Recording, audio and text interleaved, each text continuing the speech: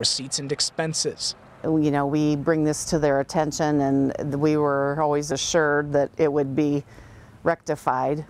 But county officials say since the service is a private for-profit company, there's not much they can do to force changes. They say the service cites a lack of manpower and resources. Well, their response is that they're trying to do the best job they can with the money available now. According to the report, the service promised to make the required changes, like develop a capital asset and credit card policy, make sure everything is listed properly in financial statements, review controls to best maximize internal control, and get sufficient insurance. I don't know, you know, they have made some changes internally, I think, already, so hopefully that will help them to move forward. You can find the auditor's full report on our website, WGEM.com.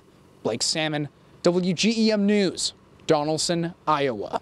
Blake, thank you. And Felder says they're also continuing to look at solutions to keep the EMS functioning. He says a committee made up of the Keokuk and Fort Madison mayors and fire chiefs should be coming back with some proposals soon.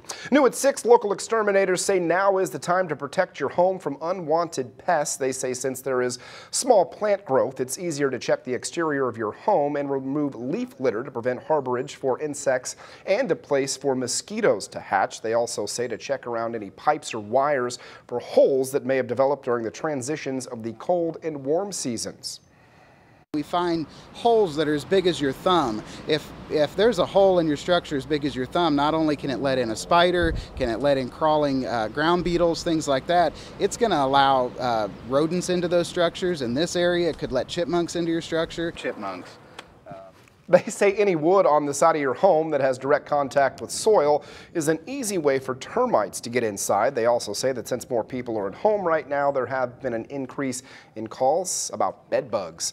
If you already planted perennials or moved your potted plants outside and they're blooming, you'll want to protect them for the next week ahead as freezing temperatures back in the forecast. More on that in just a moment. Katie Ippinson with Freeze Ornamentals says you'll want to cover sensitive plants or bring them inside when temperatures drop. She says your plants probably won't die from the frost, but they'll likely be damaged.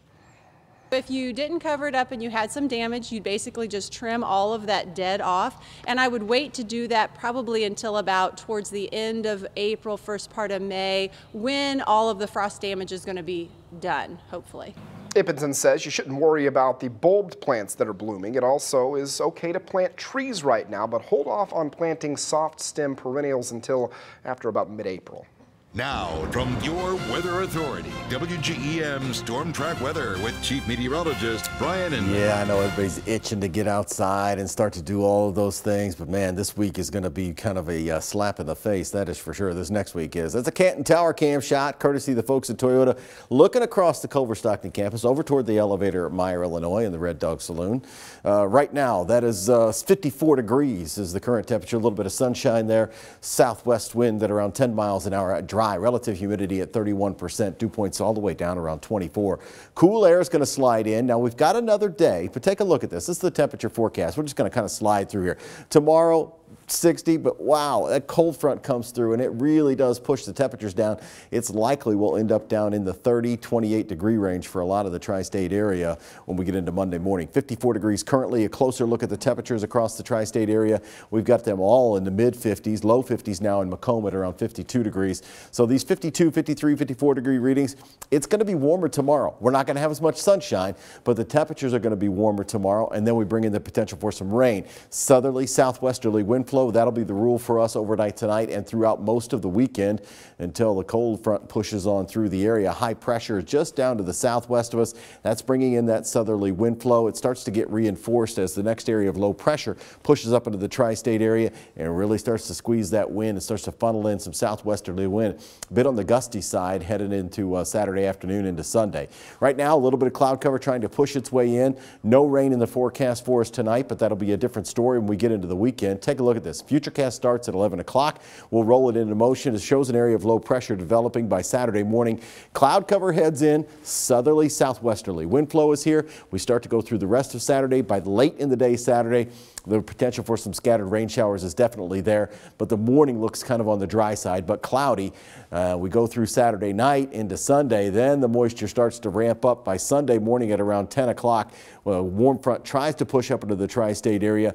Pockets of moderate to heavy rainfall possible as we go through Sunday into the evening hours. Maybe a little bit of thunder. It's possible we could see 1 inch of rain if you're underneath some of these, especially the southern tier of the tri-states may see again about 1 inch of rainfall out of this. But look what happens on the back side of this. This blue line, that's the freezing line.